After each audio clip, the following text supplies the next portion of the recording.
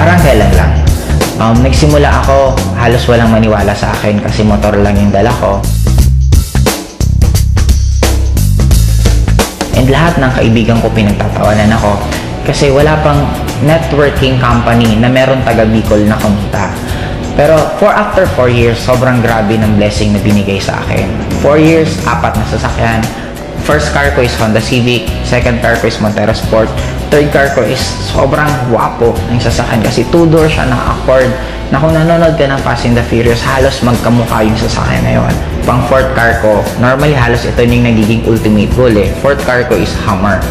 Na ang kagandahan dito, may maliban lang kasi since ang taas ng gas consumption ng Hummer, binigyan pa ako ng in-global ng bonus na profit sharing na worth 600,000. 350,000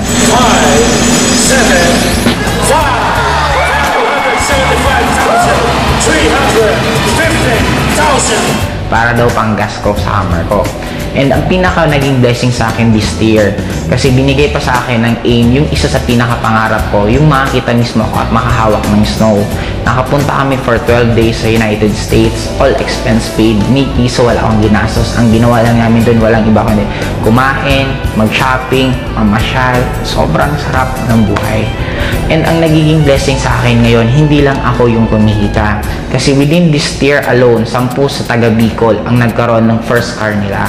And I already created more than 30 millionaires under me.